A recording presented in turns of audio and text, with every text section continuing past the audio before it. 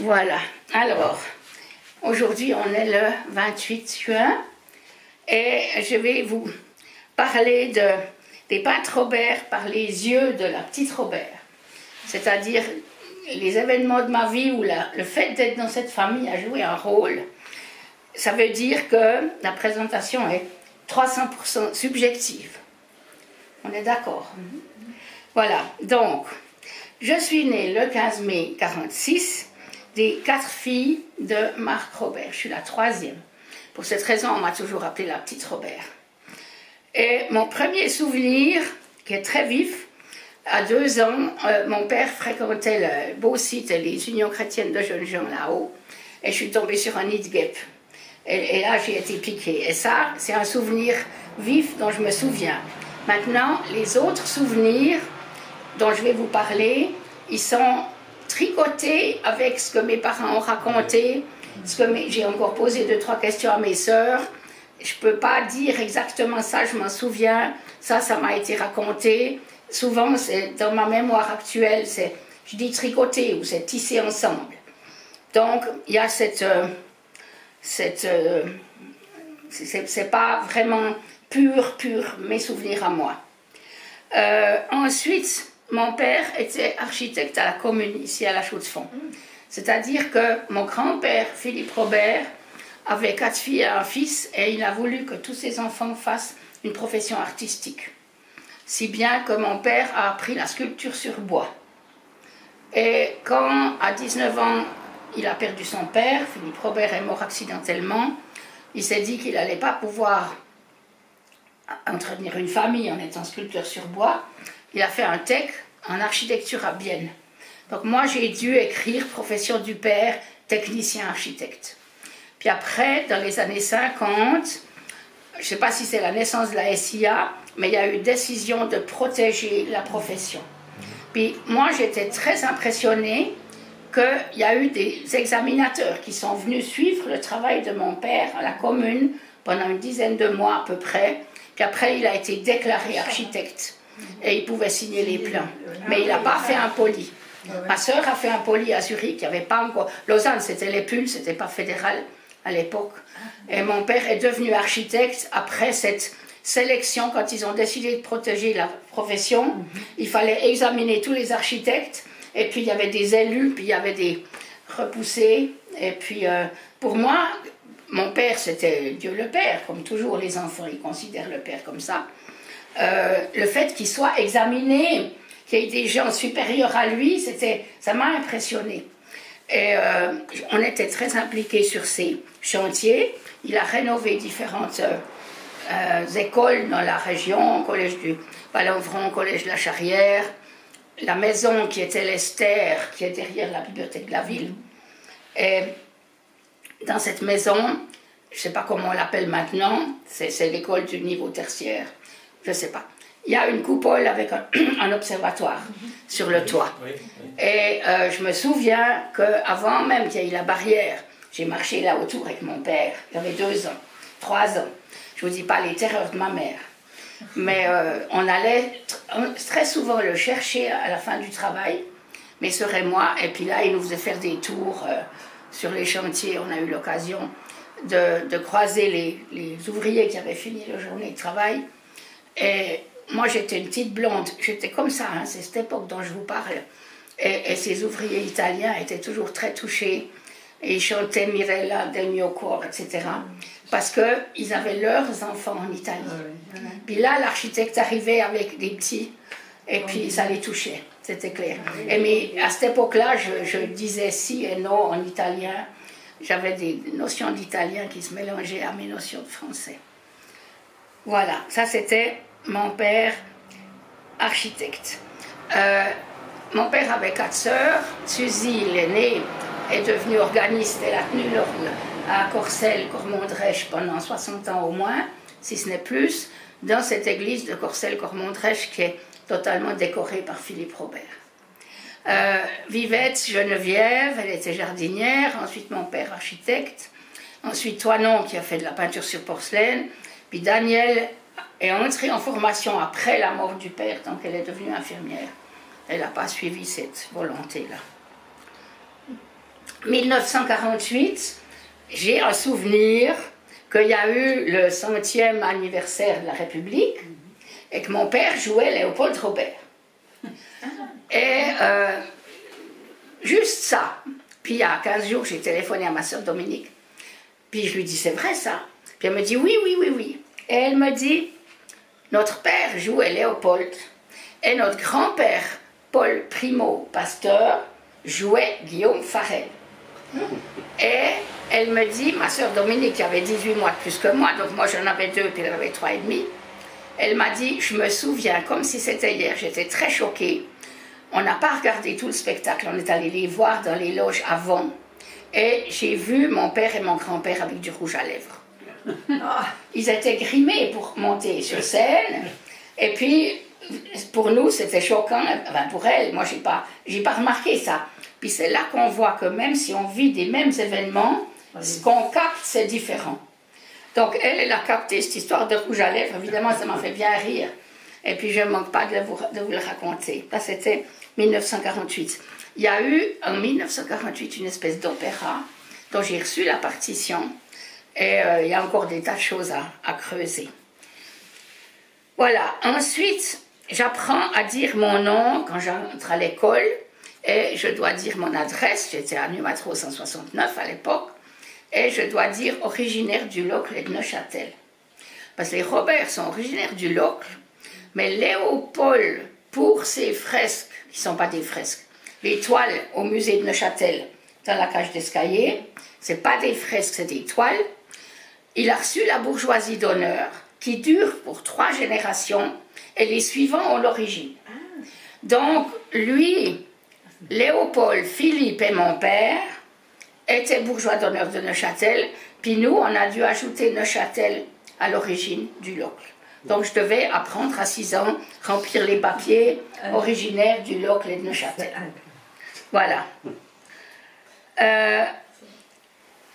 Et on m'a dit, il faut dire Robert Despeintres. Je devais dire, je suis Robert. Quel Robert? Robert Despeintres. Mais j'avais aucune idée que ça aurait pu être des peintres en bâtiment. J'étais Robert Despeintres. Comme on m'aurait dit Robert Nicou, Robert Charru. On m'a dit, mais ça c'est, imaginez la petite fille, c'est ça.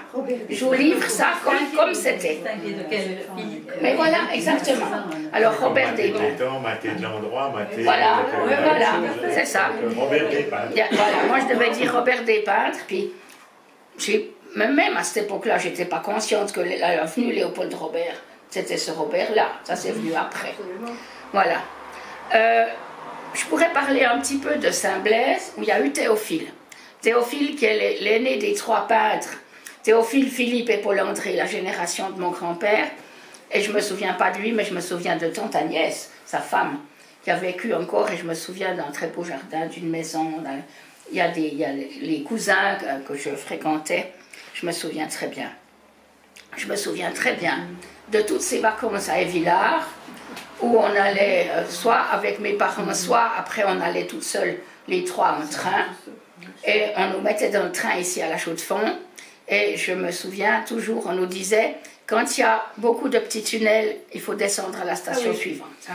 Et je ne peux pas descendre à Vienne sans penser à ça. Ça, c'est sûr.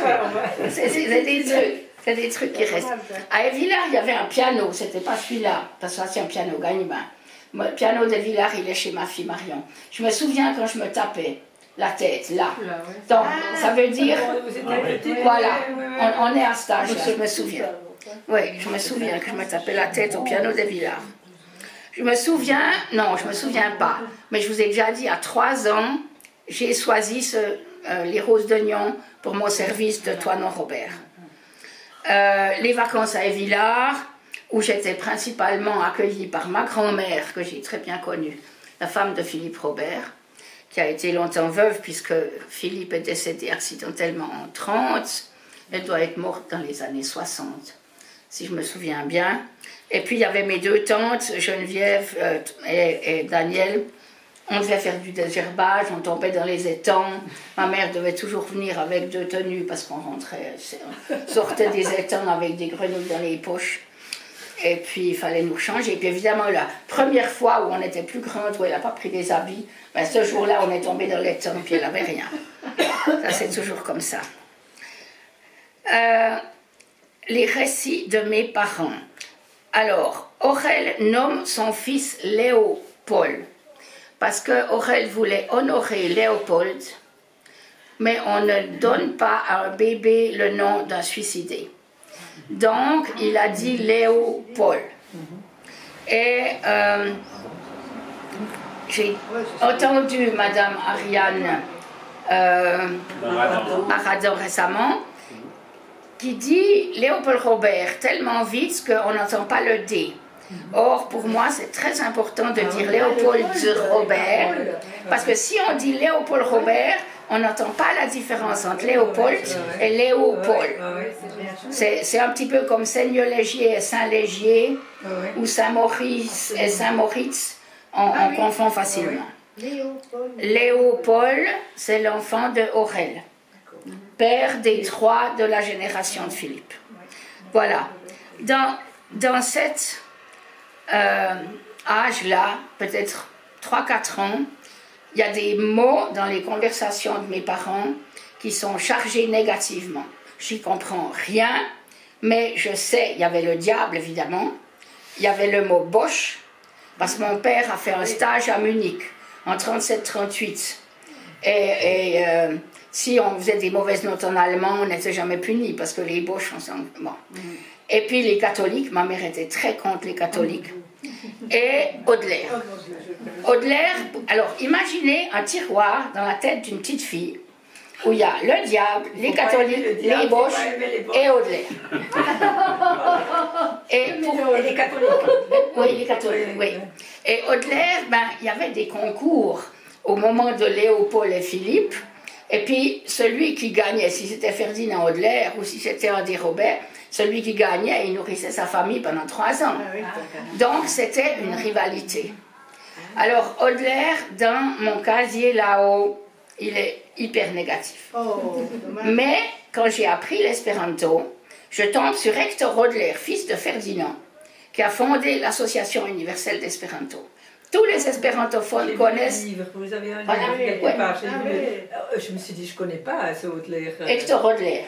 Ce livre, il a paru en 2020 parce que Audelaire Hector est mort en 1920 et il est en espéranto et français. J'ai fait les traductions. On peut l'acheter en librairie. Et c'est une autre conférence parce qu'il y a des toiles de Ferdinand Audelaire à Sarajevo. Et c'est une histoire, mais incroyable. Mais, oui, oui. Mais j'ouvre pas le tiroir Audelaire parce que. Mais la conférence, je l'ai faite avec la dame qui a exploré en Bosnie. Mais cette conférence-là, sur mon truc YouTube, elle est en espéranto. Parce que les recherches, je les fais en espéranto. Mais je vais devoir aller à Sarajevo, en ces 4 matins. Oui, parce qu'on n'a pas fini d'explorer. Et tout ça est dans les mains de Wolfgang Amadeus. Juste pour vous allécher, c'est pas un gag. Bien, donc, on en était à Audelaire. Bosch, Audelaire. Exactement. Et c'est très drôle parce que j'ai dû, comment est-ce qu'il faut dire, j'ai dû me faire un lavage de cerveau pour remettre Audelaire à une digne place, puis le sortir de ces catacombes où j'avais mis ça quand j'étais petite. Mais quand j'ai travaillé à traduire ce livre sur Audelaire, mes sœurs m'ont dit, tu t'occupes d'Audelaire. Non, ça vous montre. Ma sœur Dominique me disait, elle n'a pas cette impression négative d'Audelaire, mais j'ai quand même entendu mes sœurs, il y a 2 ans, me dire, tu t'occupes d'Audelaire, avec un ton qui n'était pas du tout une approbation. Voilà. Mais c'est évident, il y a eu par exemple un jury pour les fresques de Ferdinand Audelaire au Musée national à Zurich, où il y avait je crois, Léopold dans le jury. Donc, ils se sont croisés sans arrêt à cette époque. Il n'y en avait pas 36 de ces peintres à l'époque. Voilà. Alors, les récits de mes parents, ma mère racontait toujours que Léopold, il a fait construire cet atelier au Ried sur les mesures de la cage d'escalier de Neuchâtel, pour qu'il puisse se tenir et voir ce qu'il faisait avec la même perspective qu'il y aura au musée. C'est un bâtiment très bizarre parce qu'il a des mesures qui ne sont pas du tout habituelles. Et on peut le visiter maintenant, c'est une résidence d'artistes. C'est la ville de Bienne qui s'en occupe. Il est où ce bâtiment? À Auried, c'est un quartier un peu au-dessus de Bienne, sur les hauteurs de Bienne à l'est. Ried ou Ried. Il y a un bus qui va par là. Oui. Et Riedé, oui. Oui. Et j'ai eu récemment un article, on m'a fait parvenir un article. Il y a un logement pour vieilles personnes, un EMS, et puis il y a des réparations qui sont nécessaires, qui ne sont pas faites. Puis il y a une espèce de laisser-aller, et puis il y a une journaliste qui a fait un grand article en disant c'est quand même un haut lieu, il faudrait rénover, etc. Mais bon, je ne connais pas les finances de la ville de Bienne. Voilà. Alors ce que ma mère racontait, c'est que quand les toiles étaient finies, elles ont été roulées, mises sur un char. Ma mère disait un char à bœufs pour les amener à Neuchâtel. Puis j'ai regardé ce matin les peintres Robert de ma cousine du Jura. Elle dit que c'était un char traîné par des chevaux. Donc il y a un doute si c'est cheval ou bœuf, mais bon, il n'y avait pas encore les transports actuels. Voilà. Il y a eu au Ried des problèmes religieux. Il y a un monsieur qui est arrivé avec ses prédications et la famille l'a suivi et Philippe s'est sauvé et il a construit ça. Il a voulu sortir de cette ambiance sectaire. Et cette idée de secte est restée du côté de Paul-André au Jura. On a toujours toute la famille est dans cette obédience religieuse. Décès accidentel de Philippe, il est de 81, il avait 49 ans. C'est une chose que j'ai jamais pu discuter avec mon père. Mon père avait 19 ans. Philippe a signé cette toile avant de partir. Et ils étaient dans la vieille Art, à l'est de Bienne. Je ne sais pas s'ils sont allés à pied ou s'il y avait des transports en commun.